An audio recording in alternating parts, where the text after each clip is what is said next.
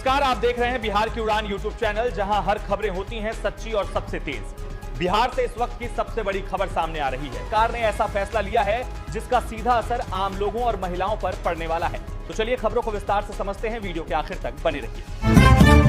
प्रधानमंत्री मोदी के इजरायल दौरे पर पीडीपी प्रमुख महबूबा मुफ्ती ने तीखा हमला बोला है। उन्होंने कहा कि यह देश की पॉलिसी के खिलाफ है। पूरा देश इजरायल के प्रधानमंत्री बेंजामिन नेतन्याहू के खिलाफ है। प्रधानमंत्री मोदी, जो 140 करोड़ भारतीयों के प्रतिनिधि है, वहां गए और एक क्रिमिनल को गले लगाया। यह भारत के लिए अच्छा संकेत नहीं है।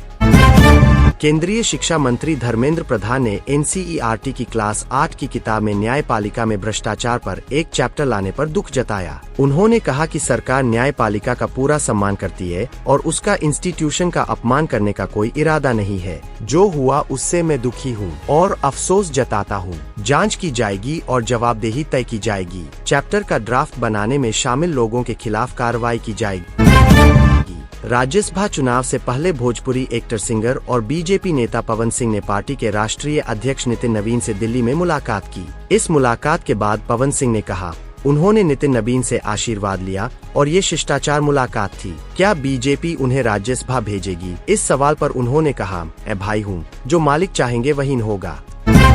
सीबीएसई स्कूलों में पढ़ने वाले छात्रों और अभिभावकों के लिए जरूरी खबर है। सीबीएसई ने 2026 से 27 सत्र से क्लास 6 से नई भाषा नीति लागू करने का फैसला किया है। अब क्लास 6 से छात्रों को 3 भाषाएं पढ़नी होंगी, जिनमें से 2 भाषाएं भारतीय होंगी। तीसरी भाषा के रूप में अंग्रेजी को अब विदेशी भाषा माना जाएगा, यानी अंग्रेजी पहले की तरह मुख्य भाषा नहीं रहेगी। सीबीएसई इस बदलाव के साथ नई किताबें और नया सिलेबस भी तैयार करेगा। बिहार में डिप्लोमा आधार पर नियुक्त कंप्यूटर शिक्षकों की जांच शुरू हो गई है। पटना हाई कोर्ट के आदेश के बाद माध्यमिक शिक्षा निदेशालय ने 24 घंटे में जिलों से रिपोर्ट मांगी है। सीड ब्लू जेसी के तहत कार्रवाई हो रही है। राज्य भर में 114 शिक्षक चिन्हित किए गए हैं। वहीं बीपीएससी से बहाल 6,653 शिक्षकों के प्रमाण पत्रों की भी होली बाद जांच की जाएगी। रिपोर्ट नहीं देने पर कार्रवाई की चेतावनी दी गई है।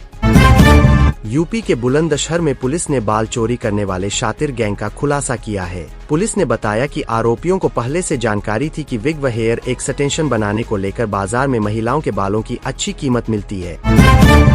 नागरिक उड्डयन महानिदेशालय ने एयर टिकट के रिफंड के नियमों में संशोधन किया है। इसके तहत टिकट बुकिंग के 48 घंटे के भीतर कैंसिल या बदलाव करने पर अतिरिक्त शुल्क नहीं लगेगा। डीजीसीए के अनुसार एयरलाइंस को सुनिश्चित करना चाहिए कि यात्रा एजेंट्स प्लेटफॉर्म्स के जरिए बुक किए गए टिकट के लिए रिफंड प्रक्रिया 14 कार्य दिवसों में पूरी हो। यूपी के मेरठ में पत्नी के प्रेमी की दिनदहाड़े हत्या करने वाले आरोपी प्रदीप को पुलिस ने गुरुवार को गिरफ्तार कर लिया। गिरफ्तारी का वीडियो सामने आया है, जिसमें वह पुलिस से बीड़ी और पानी मांगता दिखाई दिया। बचने की कोशिश में उसने पुलिस पर तमंचा भी ताना, लेकिन काफी मशक्कत के बाद पुलिस ने उसे काबू कर गिरफ्तार कर लिया।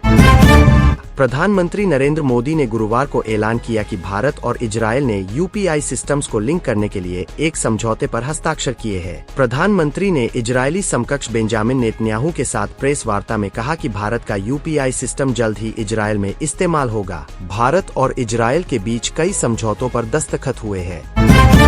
ब्राजील के मिनास गेरास में भारी बारिश के बाद बाढ़ से 25 लोगों की मौत हो गई है। सैकड़ों लोग बेघर हो गए हैं। सबसे ज्यादा तबाही जुइज दे फोरा और उबा शहर में हुई। फोरा में 18 और उबा में 7 लोगों की जान गई। कई घर और इमारतें ढह गईं। कई लोग अब भी लापता है। प्रशासन ने अस्थायी शेल्टर बनाए हैं। मेयर ने 3 दिन का शोक घोषित किया है। राष्ट्रपति लूला डी सिल्वा ने पूरी मदद का भरोसा दिया है। प्रधानमंत्री नरेंद्र मोदी ने इजरायली संसद नेसेट को संबोधित किया। इसके बाद उन्हें नेसेट द्वारा प्रतिष्ठित speaker of the Knesset medal से सम्मानित किया गया। यह सम्मान भारत और इजरायल के बीच रणनीतिक संबंधों को मजबूत करने में उनके व्यक्तिगत नेतृत्व और योगदान के लिए दिया गया। पीएम मोदी यह सम्मान पाने वाले पहले भारतीय प्रधानमंत्री बन गए हैं।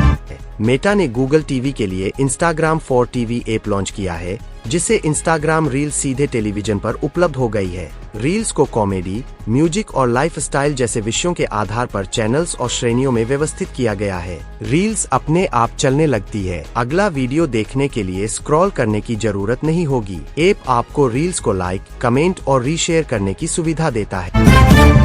पाकिस्तान में फिर आत्मघाती हमला हुआ है। भक्कर जिले के एक चेक पोस्ट के पास आत्मघाती हमलावर ने खुद को उड़ा लिया। इस धमाके में 2 पुलिस वाले मारे गए हैं, वहीं 4 अन्य बुरी तरह से घायल है। सभी घायलों को इलाज के लिए भर्ती कराया गया है। घटना का सीसीटीवी भी सामने आया है। हमलावर काले शॉल में चेक पोस्ट के पास आया और खुद को उड़ा लिया। खैबर पख्तूनख्वा और पंजाब प्रांतों को जोड़ने वाला मुख्य राजमार्ग बंद है। अमेरिका ने ईरान को फिर सख्त चेतावनी दी है। उपराष्ट्रपति जेडी वेंस ने कहा कि राष्ट्रपति ट्रंप कूटनीतिक समाधान चाहते हैं, लेकिन सैन्य विकल्प भी खुला है। अमेरिका की बातचीत को कमजोरी न समझे, साथ ही सैन्य कार्रवाई की चेतावनी को गंभीरता से लेने की जरूरत है। उन्होंने कहा कि दुनिया के सबसे पागल और खराब शासन को परमाणु हथियार रखने नहीं दे सकते। हमें उम्मीद है कि बगैर सेना के समाधान पर पहुँचेंगे।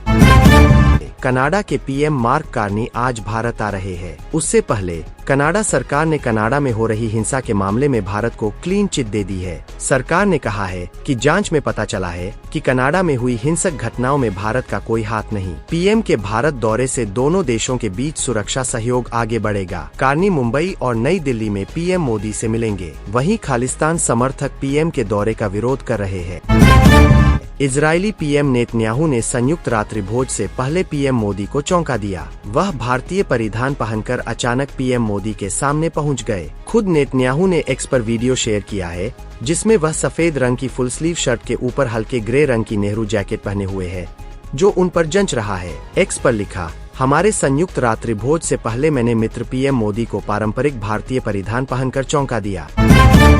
ओम बिरला ने पूर्व जज यशवंत वर्मा के खिलाफ भ्रष्टाचार के आरोपों की जांच कर रही कमेटी को फिर से बनाया है। मद्रास हाई कोर्ट के चीफ जस्टिस मनिंद्र मोहन श्रीवास्तव के रिटायरमेंट के बाद उनकी जगह बॉम्बे हाई कोर्ट के चीफ जस्टिस चंद्रशेखर को जांच में शामिल किया गया है। 146 सांसदों के महाभियोग प्रस्ताव के बाद जांच हो रही है। यशवंत वर्मा पर भ्रष्टाचार के आरोप है। उनके घर से नोटों के जले बंडल मिले थे। अजित पवार विमान हादसा मामले में लगातार शक जता रहे।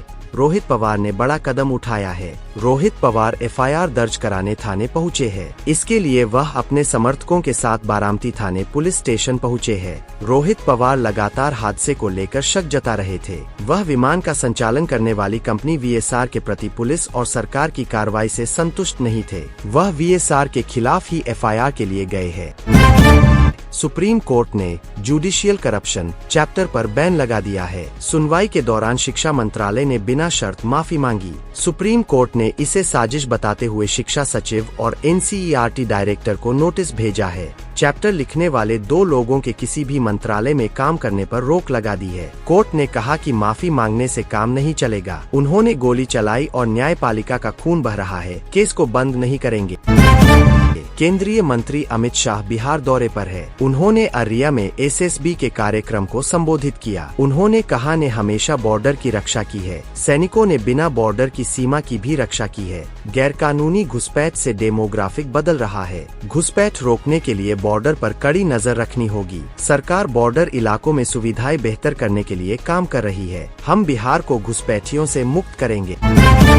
कनाडा भारत के साथ संबंध सुधारने की दिशा में आगे बढ़ रहा है। पीएम मार्क कार्नी आज भारत दौरे पर पहुंच रहे हैं। कनाडाई अधिकारियों ने विदेशी हस्तक्षेप और हिंसक अपराधों से भारत को अलग बताते हुए कहा कि अब ऐसी कोई गतिविधि नहीं चल रही। पिछले वर्षों की कड़वाहट को पीछे छोड़ते हुए कनाडा व्यापार, ऊर्जा, तकनीक और रक्षा में साझेदारी को प्राथमिकता दे रहा है। यह दौरा आर्थिक संबंध मजबूत करने का प्रयास है। हैदराबाद के जुबली हिल्स में एक साड़ी के बड़े शॉपिंग मॉल में भयंकर आग लग गई है। आग की लपटें बहुत ऊंची उठ रही है। 2 कर्मचारियों के इसमें फंसे होने की आशंका है। मॉल पूरा जलकर खाक हो गया है। फायर ब्रिगेड आग बुझाने की कोशिश कर रही है। केरला के कन्नूर में राहुल गांधी किसान सम्मेलन में शामिल हुए। उन्होंने कहा, मैं जब भी किसानों के बारे में सुनता हूं तो वे हमेशा दुख और तकलीफ सहते रहते हैं। सच तो यह है कि आपके पास खाने का कोल्ड स्टोरेज नहीं है। सीधी सी बात यह है कि हमारे किसान और खेती ही भारत की नींव है।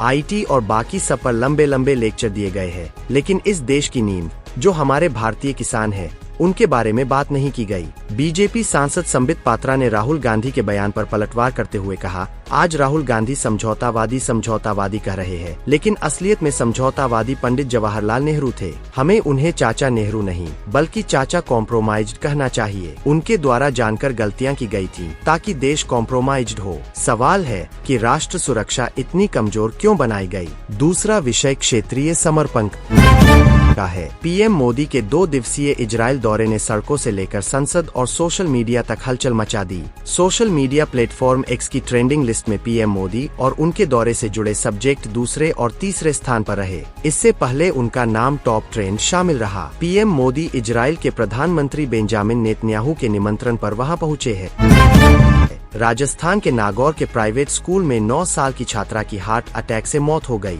वह ग्राउंड में खेलते खेलते गिर गई थी। परिवार वालों को सूचना देते हुए स्कूल स्टाफ उसे लेकर हॉस्पिटल पहुंचा, जहां डॉक्टरों ने उसे मृत घोषित कर दिया। परिजनों ने बच्ची का पोस्टमार्टम नहीं कराया। डॉक्टरों का कहना है कि मौत की वजह कार्डियक अरेस्ट है। छात्रा के भाई की भी 4 महीने पहले ऐसे ही हार्ट अटैक से मौत हो गई थी।